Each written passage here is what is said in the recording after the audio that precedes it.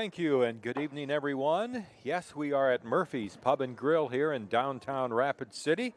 A great place to meet up with friends, group outings, great food, great atmosphere, and we love coming down here. We love to come down here and do the show, and we love to come down here and eat. That's probably the most important thing for Adam. Yes. Adam Thompson's with us, and of course, Richard Anderson, Tom Rudebush. And we're going to start off tonight with Hardrocker Track and Field with Joe Stevens, the head coach, and he's brought along Cam Fullerton, his assistant coach. But first, Joe, let's talk about last weekend. I saw a little information where you had some good, I think it was a one school record set, and then you had some good individual performances. So this particular weekend, we saved in our schedule rotation for having the opportunity to go to basically a Division I meet or a Division I combo high-level Division II competition with, 1,500 athletes over at South Dakota State, and they have one of the nicest indoor track facilities in the United States, regardless of division. Doesn't matter. You look into SEC, Big Ten schools. It's truly one of the best in the country. So to have something like that within 6 hours is just awesome, and we got the chance to take 61 athletes, I believe, and we competed.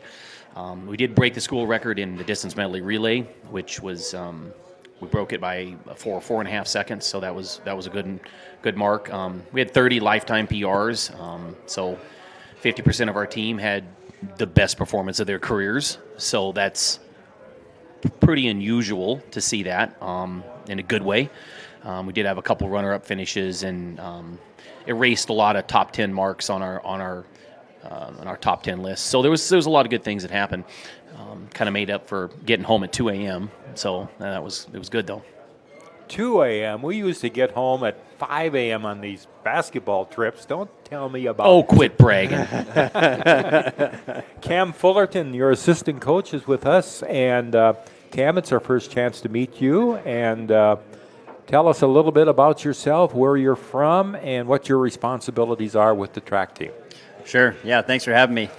So I'm from Stevens High School. I ran for the notorious 4A flogging, if you're familiar. Yes. I went on to run at Colorado State University, ran distance, 5K, 10K, and cross country out there.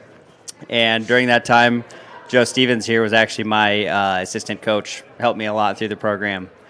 Once I got back to Rapid City, I started running the family business in Keystone and started coaching cross country for Stevens High School.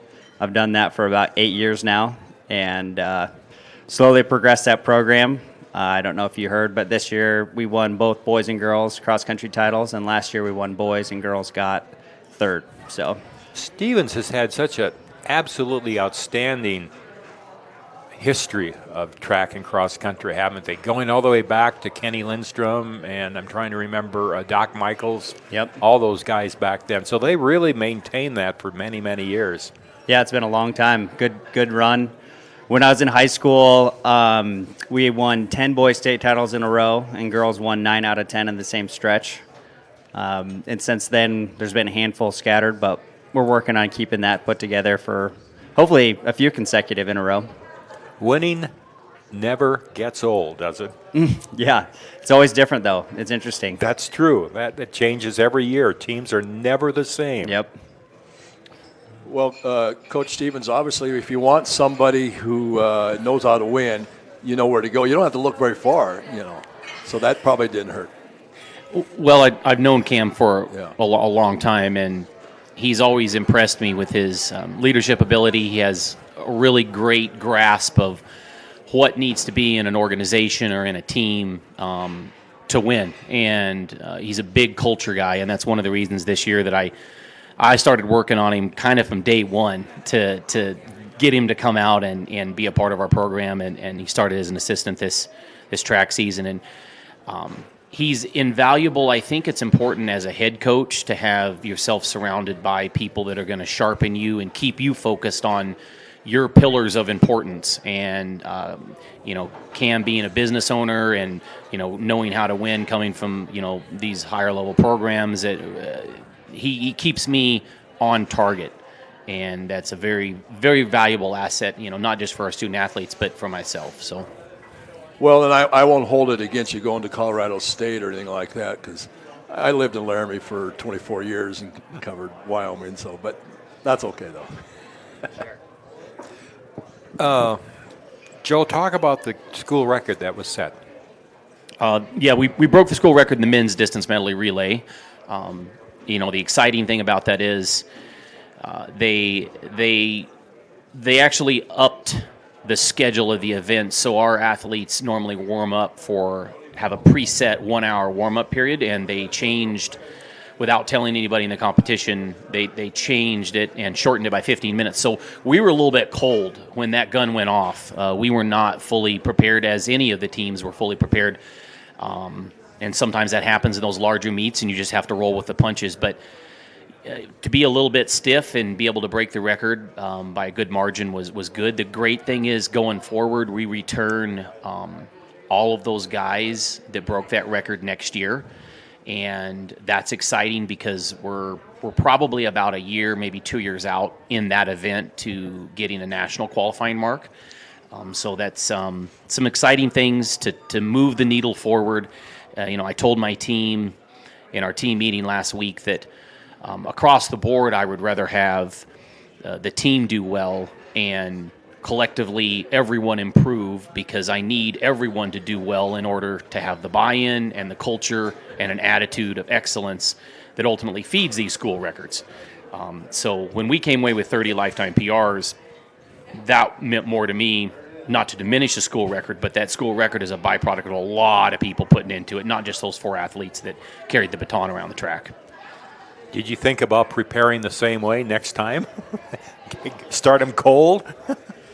At least you have less time to get nervous. You either perform or not. Tell us, this is an interesting question I had a couple of weeks ago, and I had no idea what the answer was. When you have an indoor meet, exactly how many different events are there, and how many events in outdoor that you can't have indoor? Oh boy, now you're putting me on the spot. I have to go through them all. Well, that's what you have an assistant for. Well, I'll just delegate this to Cam here. Yeah, that sounds great. So the main difference comes in some of your distance races are a little bit shorter indoors. They cap out at 5,000 meters indoors. You have the 800, the mile, the Old English True Mile. It's the only indoors, outdoors, and no place in high school that exists either. They run a 1,600. So in college, you get the rare opportunity to run a true mile, and that's a pretty special event. But it stops at 5,000. Outdoors, they go all the way to 10,000 meters. They have a 3,000-meter steeplechase, that crazy event where everyone gathers around the water pit and watches people fall in, and it's a great photo op, and except for the athletes that are, of course, doing that. Outdoors, there's a lot more throwing events. You have the javelin, the hammer, the discus. So the throwers love outdoor. I'm not saying they don't like indoor, but you have 2 events. You have the weight throw and the shot indoor for throwers, and that's just kind of narrows down their focus. So you get outdoor, it's pretty exciting for the throwers. Distance runners, I feel like you're building through the indoor into the outdoor season. For sprints, you're looking to race hard in both seasons. The events are a little different. You don't have the famous 100-meter dash indoors. I mean, that's an unbelievably famous event that's just awesome to watch. But, you still have the 4x4 relay. That's one of the coolest events in track and field to end that competition. It's a little strategically different indoor, but it's still really exciting. So. Well, you talked about the PRs. You're at this point of the indoor season where, you want to see that obviously going into, the RMAC, which in a couple weeks or so. I'm not sure exactly when it is, but talk about the progression when, of course, you want to have a PR every time you run, right? Is that how it goes? Or in a perfect world, but I tell my athletes that's probably a delusional way to expect of yourself. I'm a foundational, consistent type of a coach. I believe that you should focus on the process, and both in lifestyle from day to day. What you do outside of the track is incredibly important. setting that tone, and then coming to practice every day with a goal. Accomplishing that small goal builds confidence for the competition at the end of the week, and then in every competition, you have to have one thing that you work on. And at the start of the year, we were working on one thing in one meet, and then the next meet we put two things together, and then now you're putting 3 and 4 things together. And you can't have a personal record or break a school record or do anything like that without a lot of layers of learning, both physical development and then psychological understanding of the process. And there's a lot of pieces to competition in track and field, and takes some time. So we are talking Hardrocker track and field, and a bit later we'll have Eric Glenn, the head men's basketball coach here at South Dakota Mines. We always have something to eat before we have our show, as you know, and we always share that with our audience. So tell me, Adam, what was your choice tonight off the Murphy's menu? Well, I changed it up again. I had the fish and chips again. It was absolutely delicious tonight. So You had that once before, a few weeks ago. yeah, a few weeks ago I did. It was so good I had to have it again. Well, yes, I've had it a couple times. Richard?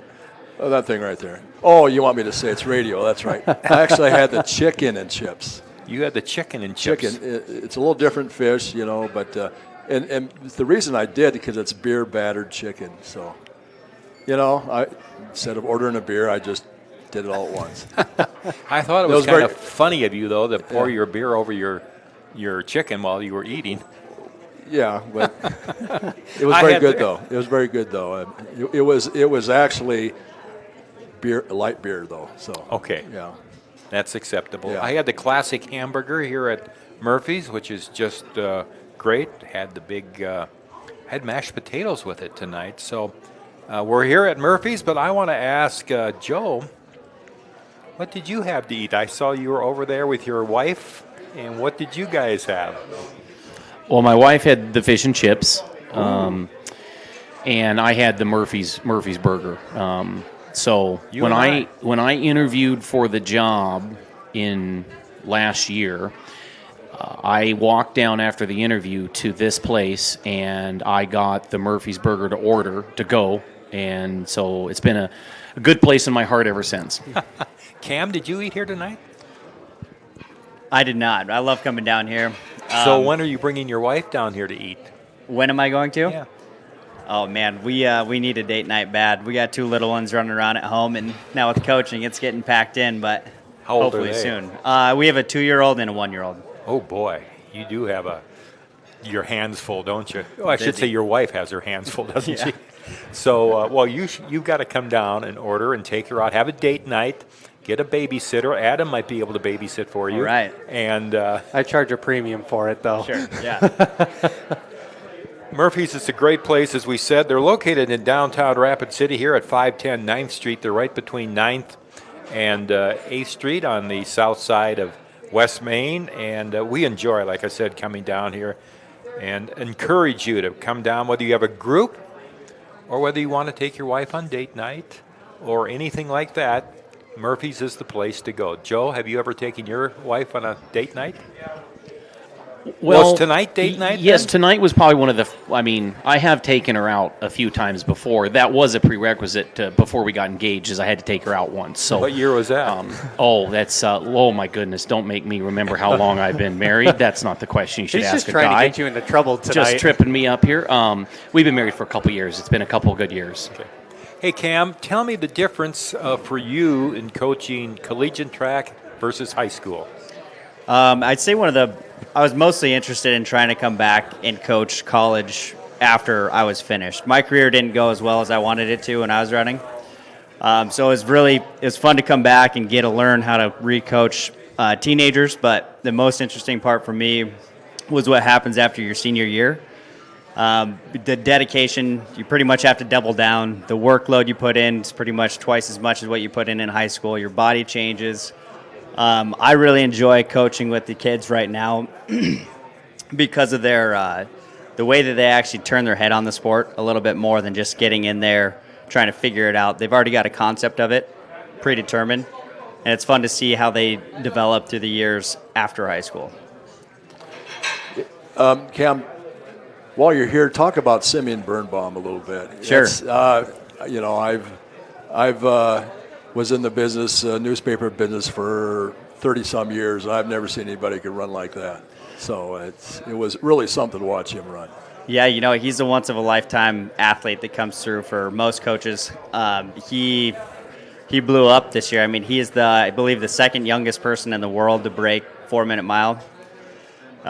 He was ranked 7th in the country for cross country this year for high school. He works out really hard, but he doesn't require a ton of load. When he joined his sophomore year with Stevens High School, he was running, you know, really light mileage. And the more we put on him, we still had to be careful because he just physically wasn't ready for the load, the volume. But man, his efficiency in that stride is so good. It took, you know, within the first year, he moved up to be top 10 in the state, I think. Last year, he was top 10 in the country. This year, I'm really interested to see what he does in track. It looks like the mile and probably 800 too are going to be seeing some new records, in my opinion. Well, and going to Oregon, you know, to run like that, that's as good as it gets, really. Absolutely. It's a dream for everybody to go there. It was a dream for him. His class that he's going into, his freshman class at Oregon, is stacked beyond belief. Everything's lining up for him. He's just got to stay healthy and keep with the program. Yeah. Well, apparently he's not an engineering student or anything like that. You know. Yeah, we'd be talking to him. Yeah, I would imagine it would be. Joe, talking about Oregon, in the RMAC, it's been Adams State in track and cross country for many, many years. Are they still the top dog in the conference? Well, if we're talking about cross country, you know, they've been a perennial power for a long time. Western State, or now Western Colorado, is, you know, they're always top 10 in cross country at the national championships. University of Colorado Springs is also at the national meet, top 10, top 15. National title was won this year by Colorado Mines. So, you know, we had, on the women's side, 5 of the top 10 in the country came from the RMAC. So we're easily, when it comes to cross country, if we're talking distance runners, whether it be on the track or in the fall, it is the single best conference in the United States. But yes, to circle back to your original question, Adams State is still very good at it. But they've got some company, apparently. There is probably twice as many schools now than when one of the famous coaches that started Adams State off was Dr. Joe Vigil, who then, when they were still in the NAIA, a lot of the schools were in the NAIA, and they before they went D2, and he had some real powerful teams in the 80s, and there wasn't a lot of competition. You know, he had Western, but now you have Mines and Springs, and there's Mesa's coming on strong. So it's definitely twice as hard to be good in the conference as it used to be, and it was already tough. Mention some of the athletes for us that have really maybe made a giant leap or really had good performances in the last week or so. You got to put me on the spot here a little bit, so many because of them, I know. Yeah, well, you have an assistant coach, and that's why we have him. We're going to delegate it in a minute. So we have a young man. We actually had him here not too long ago to talk. His name was Ethan Pitlick, and I'm going to highlight him in the 400 meters because, you know, when he started this season, he was running 53, and he ran 3 400s at South Dakota State, and they were all at 50 point. And one of the things about Ethan that's really impressive is he's one of those guys that comes in and says, "Hey, coach, you seem a little busy. Is there something I can do for you today?" Just the little things outside of coming to practice and working hard. And then he's also had some surgeries and some injuries, and to come back from those with determination and consistency and to buy into a new coach isn't easy. Everyone has a different style, and he's embraced that really well. You know, our distance runners have obviously done a really nice job with breaking that record. And, you know, we had a runner-up performance from Tyler Captain and ran 14:50 in the 5K. And that was pretty neat and special to see. We had a runner-up performance in the 3,000 meters from Owen Wagner. And these are both sophomores for us. They're young kids. You know, and the fact that we're getting so many near school records or top 10 performances in those distance races is really encouraging, because we've signed 4 what I would call stud male distance runners for next year. And we have 2 or 3 walk-ons on top of it that are very, very good as well. So we return all of these quality kids for next year. So it's going to be an exciting 23-24 season for us. When you say distance runners, are you talking also they'll run cross country? Yes. Okay. Yes. And so in college, it's common, in fact, required at South Dakota Mines under my leadership that if you do cross country, you also do track and field. You might run the mile, whereas in the cross country season, you're going to run another event. But it's 8,000, 10,000 meters for men and 6,000 for women. But for track season, doesn't really matter the event. You're gonna be a middle distance or a long distance runner for me, because that is going to feed into the fall, and the fall is going to feed into the spring, and it's that complete program of constant development that's a prerequisite for a great program. Well, Coach, talk about what you got left. The regular indoor season, I should say, because then you go outdoors. But I think you're going to BHS this weekend, and then is that the last one before RMAC? It is. And it's a tune-up competition for us. We're only going to compete about 50% of our team because there's always a small risk for injury every time you step on that line or get in that ring and you want to throw or whatever event you're talking about. And we're in a good spot, obviously, from this last week. Sometimes you need to just say, I'm gonna take kind of a bye week here, and I'm going to make sure I'm going to heal up all those nicks and those small little things that are fatiguing my system. And that's what I want to do for about half of our team. We have some athletes who are not going to qualify for the conference championships, and we're going to peak them for this meet this weekend and give them one last chance to, hopefully get a qualifier or just get better. So, Cam, what events did you compete in? In college, I moved up to the 5K, 10K. In high school, it's kind of a mix between half mile, and 2 mile. So you weren't in the weights at all? Weight throws? No. I tried it a couple times as a joke in college, but I didn't have a future in that. Well, it's sure nice to meet you tonight. You too. Thanks. Thanks again. Joe, thanks for the update. I'm sure we'll see you again. And the Hardrocker track and field coach, Joe Stevens, along with Cam. Give me your last name again. Fullerton. I was trying to remember Fullerton State. But again, thank you very much for being here. Again, we'll see you again soon. Eric Glenn will join us in just a moment with Ali Rama. And we've got a couple of athletes of the week. We do, and they're on my phone, so give me a second here, because printer ran out of ink, so I had to do it the old-fashioned way here. Is that what? Are we calling using the phone now the old-fashioned way? Yeah, it is the old-fashioned way. Not transcribing it on a scroll or something?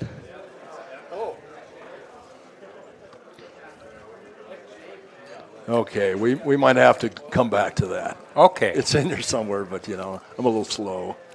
Well, we're going to go to Eric Glenn, head men's basketball coach at South Dakota Mines, and Ali Rama, our versatile Mr. Do-Everything on the floor for the Hardrockers. Eric, first of all, great couple of wins on the road. As I did the games, I was thinking, this is about as two back-to-back complete games, both offensively and defensively, that we played all year. Oh, absolutely. I don't think that was hard to figure out. Well, that's why I figured it out. And that's obviously what we keep, the last couple times I've been here, that's exactly what we've talked about, is that we've just got to play a complete game at both sides of the floor. And, those things, not having those dips, and offensively you're going to have, some times where the ball's not going in the hole. But that's where your defense has got to carry you through. And that just wasn't happening for us. And for whatever reason, we've been working on a couple things, and I think maybe we're heading the right direction, fixing those. And it sure did help us out, I think, this weekend. The thing that pleased me most, and I know you're both out to please me, but the thing that pleased me most, you did not let the game slip away. You just stopped it. You weren't going to let that happen again, and you carried the game right through to the end. Yeah, just the overall focus on the defensive end was really good. We did go through a stretch there against Regis in one time in the first half and one in the second half, where the ball just wasn't going through the hole for us. But we let our defense really step up and carry us through. And we knew that we got up by 20. Regis is a good, well-coached team. They just weren't going to just accept that, and they were going to try to make one last run at us. And they did. They tried to make a run, but I think that our guys, we kept talking about next play. Let's keep moving forward, stay focused, and they were able to do that. And they actually hit some pretty incredible shots down the stretch that they weren't normally making. And not a lot of times that happens on the road. And so, again, that wasn't something that affected us. I thought we even battled through that as well, where in the past those kind of plays maybe broke us down mentally a little bit, and then we make a mistake on the next possession that we probably shouldn't have made, and end up giving up a layup or something like that we didn't want to give up. So I thought we protected the lane in both games extremely well. We made teams shoot the shots we wanted them to shoot, and in the end, when we keep talking about percentages and playing the game and let those percentages play out over 40 minutes, I thought we did that in both games. Well, you finished.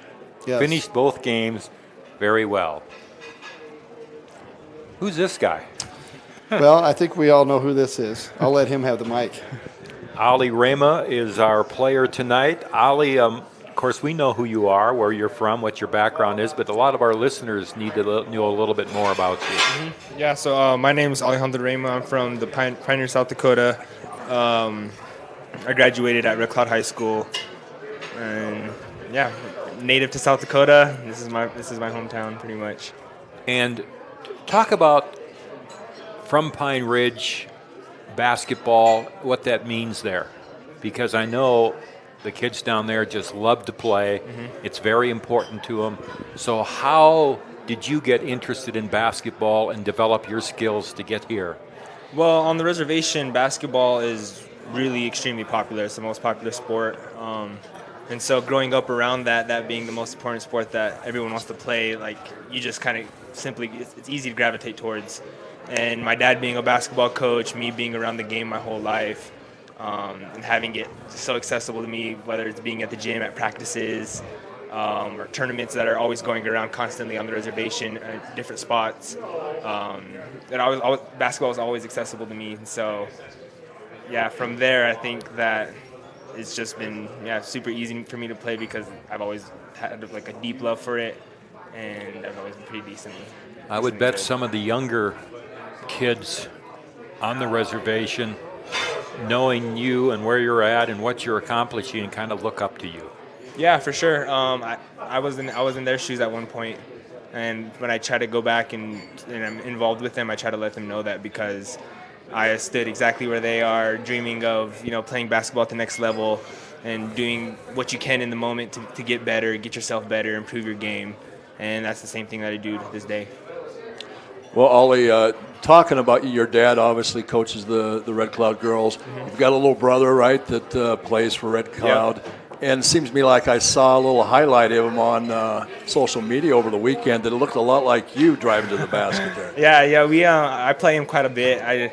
So he kind of picks up a few of my moves every now and then. That's where I saw it before, yeah. I try to burn him into his memory a little bit. Yeah. And so, he's been having a pretty good season. My dad and his girls' team has been having a really good season as well. And, it's a lot of basketball in my family. Well, and you mentioned, Tom mentioned about a lot of the youngsters looking up to you. You had I can't remember which home game it was recently where they're out there showing their stuff, at halftime. Yeah, so that had been pretty cool. Yeah, we had the Native American night earlier this year, and that was a great experience. Like the amount of kids that were able to go there and kind of see me play in person, since it's been quite a while since I've been in high school for some of them. So for them to have that experience, see me make an impact at the college level, I've had like a lot of people come up to me or message me just simply giving me my good luck or little things like that, encouragement, showing that they look up to me and are supporting me. Yeah. Ali, I would say the word exciting maybe best describe your game. I see you on both ends of the floor. You're a pain in the you-know-what to the opposing teams a lot of times with your scrappiness, and offensively you can throw the ball around. most of the time to the right place. And you're just an exciting player that can really ignite the team, I think. And how do you view your game, or how do you view your role in the team? I feel like my whole life, ever since I've played in basketball since second grade, I've always been like a creator. And so Good word for yeah, it. so it's just about generating that spark that gets the play rolling, or generating the spark that gets our defense, locked in to make some stops. So whether that's, my game covers a lot. So I feel like on the defensive and offensive end, that's the best way to put it, is that it's just kind of a spark trying to get things going in a good way. Coach, what do you think Ollie brings to the team? Well, there's, like you said, there's a lot of things. Obviously, his scoring ability is number one, but then also just his ability to make the plays, get to the basket, break down the defense. And he's getting really good now also of being able to make really good decisions, of finding and seeing. I think the game's slowing down for him each year, using our ball screen motion. He's gotten where he can see that next level of defenders and making the right decision, and making that pass on the next level as well. And so that's been good. The other thing that, and he always brings this up when we have our individual meetings, he's actually a really good rebounder. And so, this year we've been able to allow him, with the way we've been running things offensively, is allow him to go to the offensive boards. And so he does, he's a guy that can get sometimes 2 to 3 offensive boards in a game. And when we go ahead and send one of our other guards back and let him go to boards. But on the defensive end, Alec Williams was like this too. He's kind of cut from the same cloth as Alec. They just seem to have a nose for the ball, and just really good for their size and for the position they play. They're just really good defensive rebounders. And he showed that this weekend, being able to get a double-double. Almost had 2 double-doubles in rebounds and points. And so my wife was really, matter of fact, surprised that was his first double-double, because he's always pretty high in defensive rebounds. So, there's just so many of those things. And the other part of it is the intangibles of just the leadership. He's just come a long ways as a young man, just really growing up, maturing. It's always part of the process. And just really proud of those steps that he's made in that area, probably more than anything. Well, Coach, talk about, you got 2 road wins last weekend. Sometimes everybody says, "Well, we'll get them at home on our home court." Well, you went down there and did that. How important that, especially this time of the season where you only got a handful of games left? Well, for us right now, every game's a playoff game. Yeah. So we knew that going in to those games, and maybe those teams, I don't know what their thought process was. Each of them were both 2 games up on us going into the weekend, and we knew it's nice to have Black Hills right now being our travel partner, because we were pretty confident that Black Hills was probably going to get 2 wins. And if we took care of ourselves, we knew we'd catch them by the time the weekend was over. And so that was our goal heading into it. And, Regis was a game here. We kind of felt like maybe we let them back in the game at the end that went to overtime, and we didn't really finish that. But at least we did win it on a great play by Brevin down the stretch there. And then the UCCS game was a game again we just let get away. We gave up 2 key offensive rebounds. We missed a couple free throws down the stretch, and then we missed a couple layups. Really we should have been up by 8 to 10 points going down the stretch and shooting free throws ourselves, So we knew that if we just played what we were capable of playing, that those would be 2 wins that we could definitely get on the road. Well, Coach, we're heading down to the final stretch of the season here. The conference standings are tight. Obviously, we're tied for that last spot in the playoffs. What are we looking at so far? We got 2 home games this weekend. We're back on the road again. Yep. Yeah, we have Adams State here Friday night. They're a much improved team from the first time we played them. And, they're playing with a lot of confidence. They've just, I think they just scored 100 points on Western here the other night. So offensively, they're playing really well. And, they're a long, athletic team, and they can really pose some problems to you defensively. They throw a couple different defenses at you. They throw a trap at you and stuff. So they really make you take a little extra step preparation-wise with that. And, they're mathematically probably out of the picture playoff-wise. So, they're kind of playing pretty loose and free right now. And I think they're just looking to play spoilers with as many games as they can as they finish up the season. So, those are always kind of really tough teams to get ready for, because they have that intangible. And so we've got to make sure that we're sharp and ready to go. Then Fort Lewis, obviously, is a nationally ranked team. They're really good.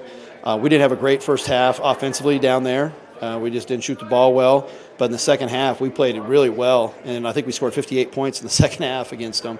So I think, offensively, we feel pretty good about what we can do. We've got to find a way to just defend a little bit better, again, against them. And that's easier said than done because they've got some really good offensive weapons, and they're just a really good, complete team that way.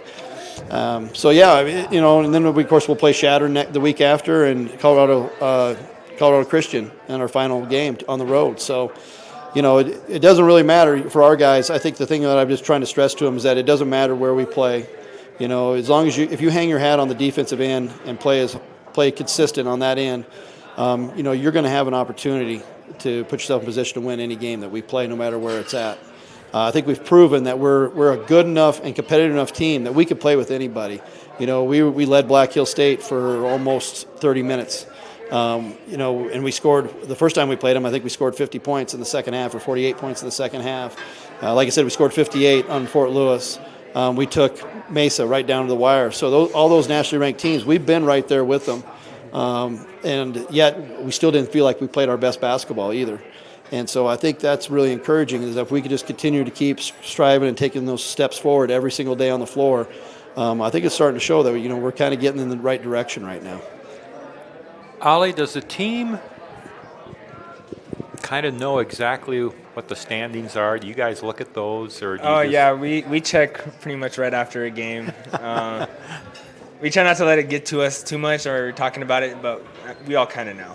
Well, you really created a mess by winning 2 games, on the road. You got 4 teams, make it 5 teams tied at 7 and 11.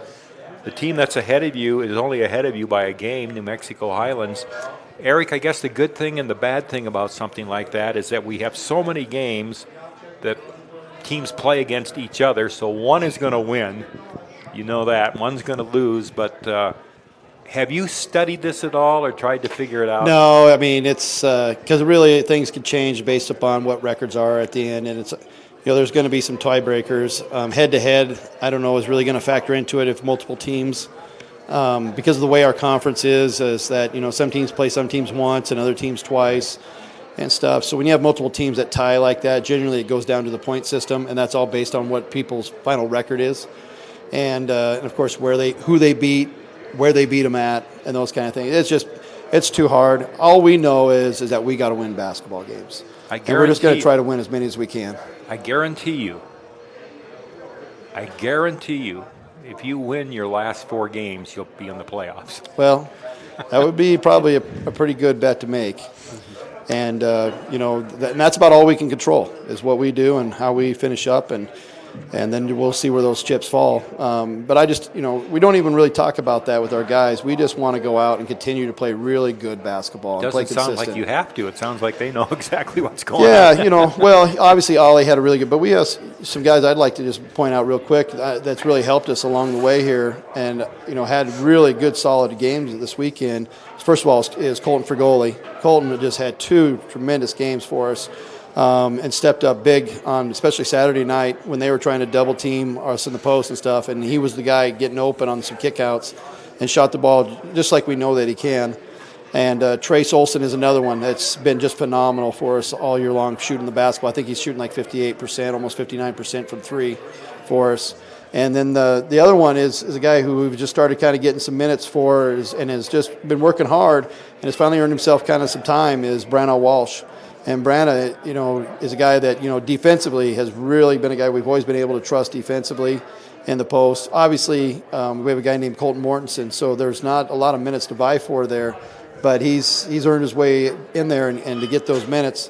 And, he's hit some big threes for us last weekend, and then this weekend he actually scored in the post really well and made some really nice moves that we've been working on with, and he's starting to get really comfortable with that. And that was good to see. And teams started doubling him too. And so when people start doubling our posts, they're finding out that that's not really a good alternative when we have such good shooters on the outside. Ollie, as we pass it back, you've had some really outstanding first halves this year. You're probably maybe not real happy with a couple second halves, and that Black Hill State, especially 25 in the first. What is it about starting fast for you? I mean, is that something you try to do more than anything, or is it just kind of flow? Yeah, to it's you? just kind of a flow and a feel of the game.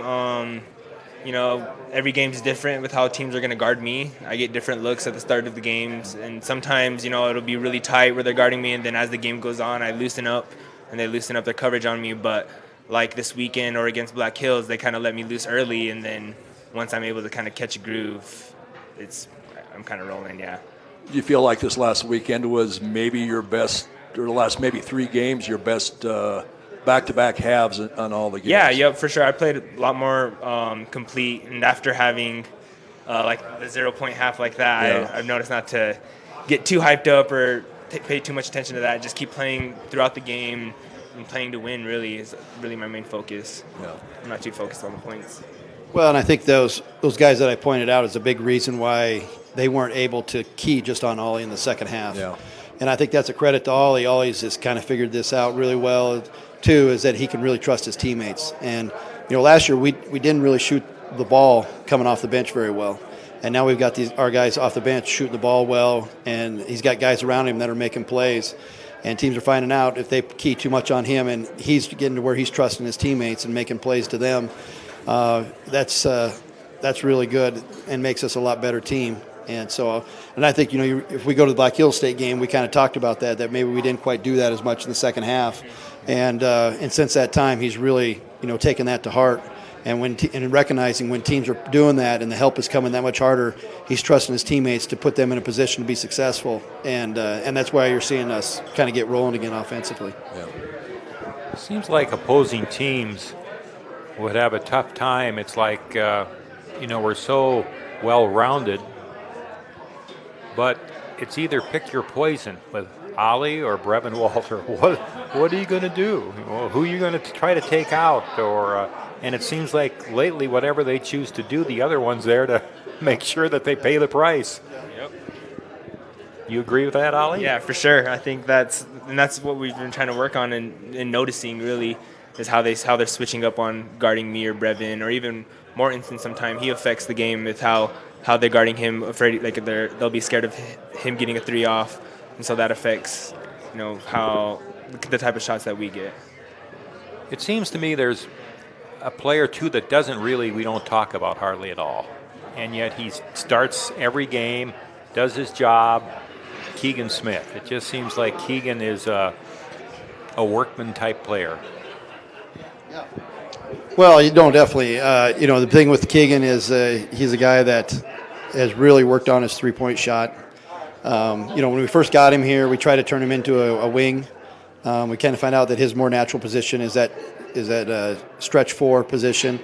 And, he's been getting really good at the pick and pop and the spot up 3. And then the other part he's adding to his game now is he's able to go down in the post and start posting some guys up. And he's made some really nice moves down there as well. He's another guy that's just shooting the ball extremely well for us right now. He's over 40% from 3. And he's shooting very well in the paint as well. So, yeah, and defensively, he's really taken a heart of how much he's had to improve in that area, and now he's becoming a really good defender for us as well. And he gets his share of rebounds. He does. He's a big, strong player. He's not afraid to be physical. He played high school football, so he's used to that physical contact. And he's a guy that he's taken some nice charges on some guys as well. But yeah, he's really come up with some big rebounds at key times for us. I think I was talking with Adam at supper tonight, and I said, the top 5 teams in the league are good, okay? I think we could beat any one of them on any given night. Yep. But if you drop down below that 5th spot, having watched us play this past weekend and watching during the course of the season, it seems like things are coming together. I think we're the best team below the top 5 of the other 10. Well, one of the assistants from one of the teams this weekend told us that we were the best going into it. We had 6 wins, and he said, "You're the best 6-win team in the league." Well, at the time, we were the only 6-win team in the league, so I don't know if that meant anything or not. So, but I think I understood his compliment. And, he says, if you guys get in the playoffs, you guys are going to make some noise. And we know that. And we know that, we talk about just the fact that we've had some disappointment here. January was just a very disappointing month for us. And we just talked about, the thing is, number one is we have to own it. That was our doing. The things that we could control at times we didn't control. And then so we had to own up to that first and hold that accountability. And our guys have done that. And that's why we've been able to kind of get this thing turning into an upswing. And so, again, it's just a matter of us understanding what we learned from that stretch, how important it is every single possession to be sharp and play in every possession counts. And, like you said, is that when we're going, I mean, this team is probably, in my 18 years here, the best offensive team that we've had in 18 years. We're averaging in conference 75 points a game. We're shooting at a clip of over a point per shot that we've never been at. And just defensively, that was probably the part that slid off on us a little bit. And some of that did have to do with some turnovers, and we had to clean those up offensively. But overall, it's just a matter of us just keeping that focus and not letting some of the plays that happen on the offensive end, whether we go through a little slump or whatever, affect us on the defensive end. Or if the other team makes a couple plays, being able to just mentally lock back in and get back to what was working for us. And as we've started doing that, that's like I said, this weekend there was those opportunities were there again. Things didn't go well at times. Times that the other teams made some plays that and we 2 weeks ago we would have let those get out to 10-point, 12-point runs, and we didn't let that happen this time. Well, Eric, have you talked to Coach Floor about getting the entire football roster at your games this weekend? Seems to me like you and Ollie, do you guys feed off of their support sometimes when they get that one side filled? Well, I'll let Ollie comment, but we appreciate all the support that we get. Yeah. Our home games are great experiences. I think number one, our game day crew does a tremendous job for everybody. There's just so much things that they have great halftime shows. Our pep band is the number one pep band in the conference by far. It's not even close. Yeah. When I love it when they're in the gym. I'm very disappointed when they're not there, because I just love the atmosphere that they bring. Our cheer team is great, and their support. And then they're working every morning at 6 a.m. So they're out there and performing at their highest levels at those games. So I just really love our game day experience. I don't necessarily notice the crowd as much once the game gets going. But, for the fact that when we went through that tough stretch through January and people just kept showing up and supporting, we really appreciate that and them believing in us. And I think that means, number one, is that they could see that we're working hard, we're playing very hard. We maybe didn't play perfect, but, the effort and what we're trying to give them and represent them is there. And so we just want to continue to do that and represent them the best that we can. Yeah, I think Coach Glenn really hit it spot on. We appreciate all the support, and I think for sure for me, I feed off of that energy. Sometimes a little bit too much. It could get you kind of a little bit too pumped up, but when that energy's there and we kind of get a good play or something going good for us, and having all those people in the fans there to support us is, it really kind of helps us shift momentum and lock in for the next plays.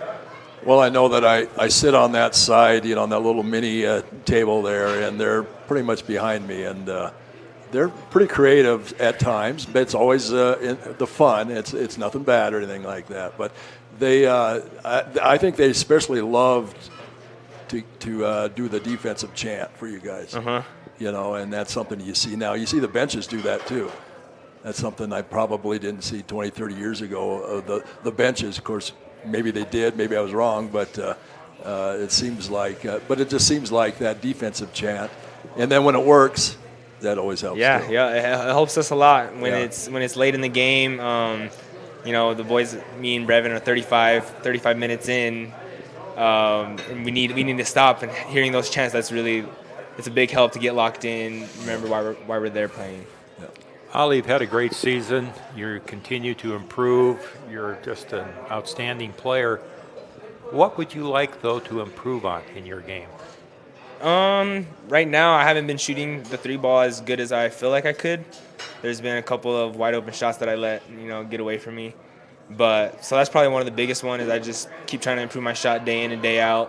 When you're able to shoot the ball, that affects defenses a lot. because they have to come out to you, and it's a lot easier for me as a guard to get by people when they're rushing out and worried about my shot. So my shot has always been priority number one. And then besides that, it's just about reading defenses and staying poised in those situations, going down into the last 8 minutes of the game, handling the game in those situations, managing our team, and trying to get wins. Well, you've done a great job. Eric, thank you. It's good to see you, and we'll see you this weekend for a couple of big games against Adams State on Friday night at 7 o'clock, and then we'll have 7:30, and then we'll have the afternoon games, a doubleheader with the women starting at 4. So we'll see you then. Eric Glenn, Ali Rama. It's good. You know, I never get to talk to these guys at all. They're, I see them on the court. They run by, but it's like everyone we've had on the show. It's great to be able to sit down with you and visit with you. And I know Richard feels the same way, and Adam. So congratulations. We'll see you this weekend for a couple more wins. Yep, for sure. Ali Rama of the Hardrockers, along with head coach Eric Glenn. You have something there? I'm good to go now, thanks to modern technology here. Yeah, our Hard Rocker athletes of the week are Madeline Heiser and Zach Henschel. Heiser scored 23 points on Saturday and is a sophomore from Green River, Wyoming, majoring in pre-professional health sciences. Zach Henschel was the fourth leg in the men's distance medley relay team that set the school record, as coaches talked about earlier, and set the number 3 all-time record in the mile with a time of 4:21:47. Zach is a geology major from Brandon Valley. And congratulations to Madeline and Zach. Adam, you've got something for us. Yes, we got a game in the RMAC tonight. Black Hill State at Fort Lewis in Durango, Colorado. Black Hill State ranked 3rd in the country. Fort Lewis ranked 10th. Right now, Fort Lewis 23-8 with 14:01 to go in the first half. So Fort Lewis off to a strong start against one of the tougher teams in the RMAC. Wow, Black Hills down by 15 early in the first half. Did you get a women's final? I will grab that women's final. Black Hill State women, of course, very much still in the race to get one of those top 4 spots, maybe top 3. And they were 12-5 going into the conference games tonight in 4th place. That surprises me that Black Hill State, not that they're behind, but by such a large margin so early. But we all know what they can do. They can score a lot of points in bunches. I think recently they outscored their opponents by 30-some in the second half and turned a relatively close game into a blowout. We do have a final from the women's game. Black Hill State defeated Fort Lewis 76-61. Okay. So a big win for the Yellow Jackets in Durango tonight. So they go to 13-5 and tie Adams State for 3rd place, and the Fort Lewis not a factor in the women's conference. They dropped to 6-12. What do you think's going to go on in this men's conference, Richard? Well, I think it's like Coach said too. I think you just wait till that last Saturday, that last weekend might be the last game of that day. You know, maybe I don't know if they're all going to be exactly at the same time. I haven't looked at the times, but I don't. You know, I think it could go down to the wire, as they say, and just. Whoever wins that last Saturday, it just might play on, and teams that lose probably won't. The top 8 teams make the playoffs, and right now the 8th team is New Mexico Highlands the 7th team is New Mexico Highlands at 8-10. Then we have 5 teams, including the Hardrockers, tied at 7-11, just a game back. Westminster, which is in 6th place, is 9-9, so they have nothing clinched at all. No, not at all. They're in a better position than everybody else, but they still can't take anything for granted. It's those top 5 teams, Black Hills, Fort Lewis, Colorado Mesa, Colorado Mines, and Chadron, that are locks. But those last 2 spots it's just wild.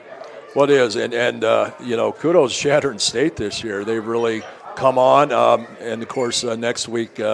Mines goes down to Chadron, so that's going to be another tough game. They have to get through this weekend, hopefully 2 wins. Then they got to go on the road for 2, including down to Chadron State. Adam and I were talking when Shadron went us on their latest road trip where they had to play first game at New Mexico Highlands. I told Adam if Shadron wins that game at New Mexico Highlands, because they're so tough to beat down there, I'm going to be a believer. And sure enough, they did. And then they came back and beat CSU Pueblo, a game which they were down by about 6 points, I think, with a couple of minutes to play. Pulled that one out in overtime, so they have definitely put themselves in a position to be scary. And in fact, one of the commentators we heard over the weekend said, right now, this is after the Hardrockers win on Saturday night, the commentator said, there are two teams right now that nobody wants to play, and that's Shadron State and South Dakota Mines. Well, yeah, and because when you think of the top teams in the conference, they, really haven't been in the top 4 or 5. And so it's hard to understand that I guess all you got to do is get top 8, and then you never know what's going to happen. I mean, it's interesting. Shadron is actually just a game behind Colorado Mines. I don't know what Colorado Mines has in as far as their overall schedule is going, but you never know. They could slip up there and get that number 4 spot and have a first-round home game, playoff game. So. Colorado Mines went 1-1 this weekend in men's play. They lost to Mesa this weekend, so yeah, they slipped a little bit, and they still got a pretty tough schedule. And, I mean, if you saw them when they played here, when it was the Battle of the Mines here at Goodell Gymnasium, it was a close game, actually, and both teams played very good basketball. I mean, we only lost that game by 4 points, 5 points. Yeah, it was one of the best games I think we've all seen here. And at Goodell Gymnasium, and it was really just a back and forth. I mean, when both teams score like that, it's really fun to watch. I'm not sure I can remember a team, and this was necessitated by the snowstorm game that Black Hills had to postpone and reschedule for tonight. This game was scheduled a month ago. But to have a team play 3 straight games on the road in the RMAC, I haven't seen. Now, Black Hills has won the first 2, but they're struggling here tonight. We'll have to see how that game. We have an updated score, Adam? Yep, right now Fort Lewis up by 20 points, 30-10, with 11:10 to go in the first. Wow. Well, that's going to make things interesting. Of course, Fort Lewis got to come up to Spearfish Friday night, and maybe as far as the scheduling goes, that's a great time for the Hardrockers to play Fort Lewis because, they had 2 straight games against, one of the best teams in the country. Fort Lewis hasn't gotten nearly the press that Black Hill State has, no. Probably because Black Hill State went to the national semifinals last year. But Fort Lewis has lost only 2 games all year, both in the conference. And if they win tonight, they tie Black Hill State for first and will actually have the tiebreaker. Yeah. And what's really interesting, we were saying a couple months ago when we saw Colorado Mesa up here in Rapid City, we thought that they were maybe better than Fort Lewis. But Fort Lewis this season they've been absolutely dominant. They had a good game against us. And there's a reason why they're ranked 10th in the country right now. Right. Well, it's going to be interesting. Mm-hmm. It's been a good program tonight. We covered a lot of territory. Want to mention that the Hardrocker women will be home Friday and Saturday also this weekend. The Lady Hardrockers really had a tough loss on Saturday. They blew a 14-point lead in the first half, 10-point lead at halftime, and they just can't seem to get the ball to fall their way in those close games. But we'll have both games on Friday night and Saturday here on News Radio 1380 KOTA. Friday starting at 5:15 and Saturday at 3:45. Anything else? No, looking forward to it. Join us next week. We got another show. We'll see what happens. I mean, like I say, we're not going to know until that last weekend. Next week we'll have maybe a little better idea, kind of which direction those last 2 games could go. At least we can have an idea where they could go. Doesn't mean we really know where they're going to go, but right now that's the way it should be. Well, it's been great. Murphy's Pub and Grill has been our host again here at 510 9th Street in Rapid City. Come on down and enjoy the great atmosphere Murphy's always provides. Murphy's Pub and Grill. For Adam Thompson and Richard Anderson, this is Tom Rudabush. Good night from Murphy's Pub and Grill.